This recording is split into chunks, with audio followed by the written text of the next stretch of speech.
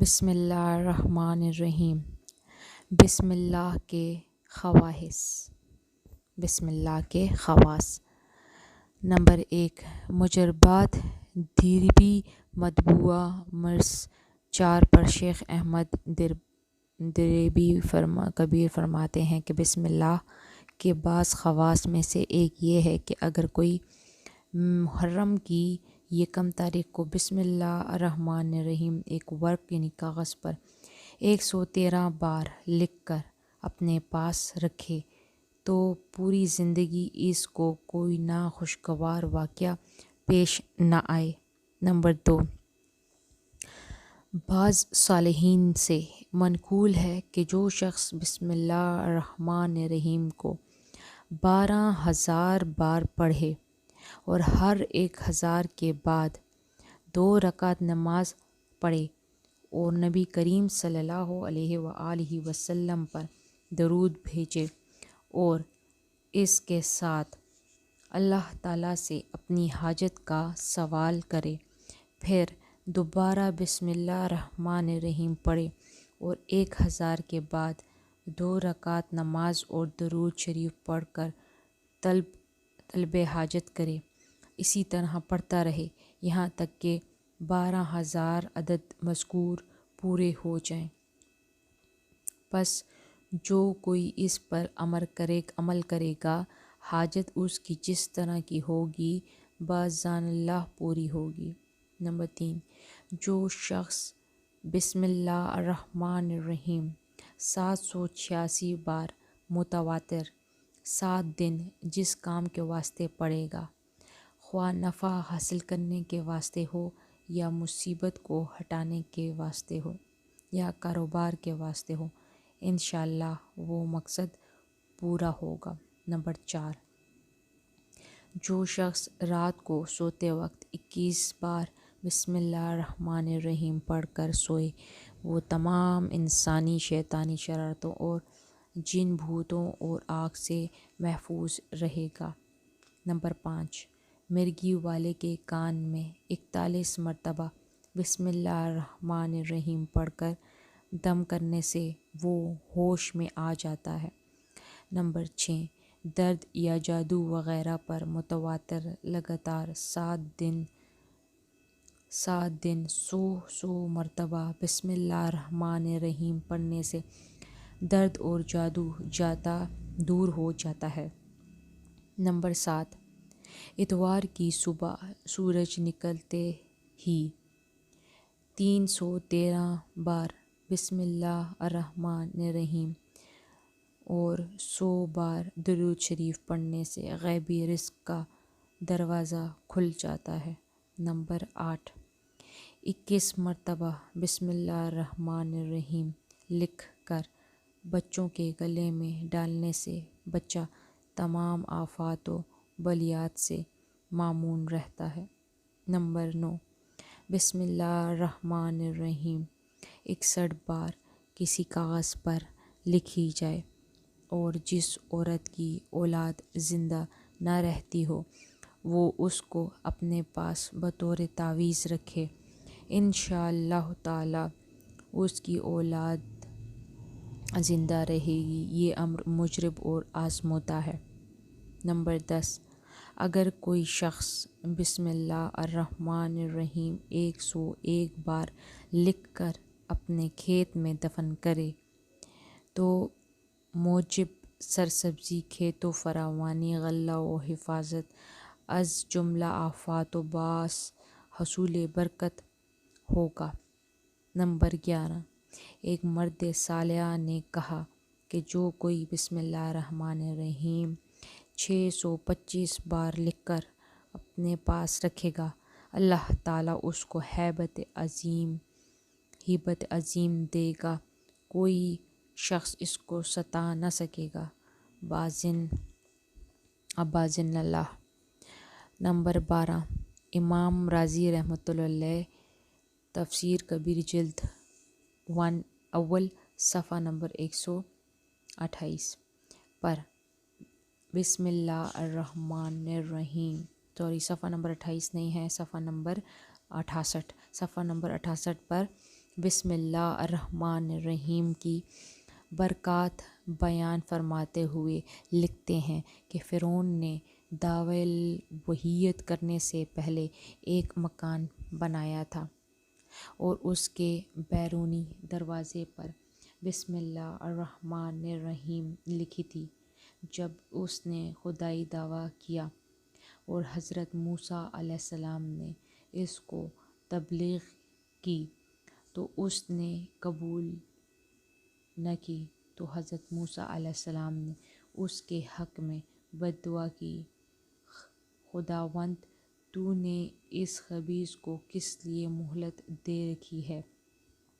وہی آئے اے موسیٰ یہ ہے تو اس قابل کہ اس کو ہلاک کر دیا جائے، لیکن اس کے دروازے پر بسم اللہ الرحمن الرحیم لکھی ہوئی ہے، جس کی وجہ سے وہ عذاب سے بچا ہوا ہے۔ اسی وجہ سے فرعون پر گھر میں عذاب نہیں آیا، بلکہ وہاں سے نکال کر دریا میں غرق کر دیا گیا۔ سبحان اللہ۔ جب ایک کافر کا گھر بسم اللہ الرحمن الرحیم کی وجہ سے عذاب سے بچ گیا، تو اگر کوئی مسلمان اس کو اپنے دل و دماغ اور زبان پر لکھ لے تو کیوں نہ وہ عذاب الہی سے محفوظ رہے۔ نمبر 13، حضرت مولانا شاہ عبدالعزیز دہلوی رحمۃ اللہ علیہ تفسیر عزیزی میں لکھتے ہیں کہ مفسرین نے کہا ہے کہ جب طوفان نوح نے اس دنیا کو اپنے خوفناک عذاب کے چنگل میں گھیر لیا اور حضرت نوح علیہ السلام اپنی کشتی پر سوار ہوئے تو وہ بھی خوف غرق سے بہت ہراساں و لرزاں تھے۔ انہوں نے غرق سے نجات پانے اور اس عذاب خداوندی سے محفوظ رہنے کے لیے بسم اللہ مجرہا و مرساہا کہا۔ اس کلمے کی برکت سے ان کی کشتی غرقابی سے محفوظ و سالم رہی۔ مفسرین کہتے ہیں کہ جب اس آدھے کلمے کی وجہ سے اتنے ہیبت ناک طوفان سے نجات حاصل ہوئی، تو جو شخص اپنی پوری زندگی اس پورے کلمے یعنی بسم اللہ الرحمن الرحیم سے اپنے ہر کام کی ابتدا کرنے کا التزام کر لے تو وہ نجات سے کیوں کر محروم رہ سکتا ہے۔ نمبر 14، حضرت سلیمان علیہ السلام نے جب بلقیس ملکہ یمن کو پہلا خط لکھا تو انہ من سلیمان و انہ بسم اللہ الرحمن الرحیم لکھا، تو اس کی برکت سے بلقیس ان کے نکاح میں آئی اور اس کا پورا ملک حضرت سلیمان علیہ السلام کے قبضے میں آیا۔ نمبر 15، حضرت عیسیٰ علیہ السلام کا ایک دفعہ قبرستان سے گزر ہوا تو دیکھا کہ ایک شخص کو نہایت شدت کے ساتھ عذاب دیا جا رہا ہے۔ یہ دیکھ کر حضرت عیسیٰ علیہ السلام چند قدم آگے تشریف لے گئے اور وضو اور نہا کر واپس آئے۔ اب واپسی پر جو اس قبر سے گزرے تو ملاحظہ فرمایا کہ اس قبر میں نور ہی نور ہے اور وہاں رحمت الہی کی بارش ہو رہی ہے۔ آپ بہت حیران ہوئے اور بارگاہ الہی میں عرض کیا کہ مجھے اس کا راز بتایا جائے۔ ارشاد ہوا، روح اللہ، یہ شخص سخت گناہ گار و بدکار تھا، اس وجہ سے عذاب میں گرفتار تھا، لیکن اس کی اپنی بیوی حاملہ چھوڑی تھی اس کے وہاں لڑکا پیدا ہوا اور آج اس کو مکتب بھیجا گیا، وہاں اس کو بسم اللہ الرحمن الرحیم پڑھائی۔ مجھے حیا آئی کہ زمین کے اندر اس شخص کو عذاب دوں کہ جس کا بچہ زمین پر میرا نام لے رہا ہے۔ حضرت خالد بن ولید رضی اللہ تعالیٰ عنہ کے پاس کوئی شخص زہریلا ہل مہلک کا لبریزہ پیالہ لایا اور کہا کہ اگر آپ اس زہر کو پی کر صحیح سلامت زندہ رہیں تو ہم جان لیں گے کہ آپ کا مذہب اسلام سچا مذہب ہے۔ آپ نے بسم اللہ الرحمن الرحیم پڑھ کر وہ زہر پی لیا اور اللہ کے فضل سے کچھ بھی اثر نہ ہوا۔ تو یہ سارے بسم اللہ کے وظیفوں کا کمال ہے، بسم اللہ کا کمال ہے، اللہ کا کمال ہے، اللہ کے کلام کا کمال ہے۔ تو آگے چلتے ہیں جی۔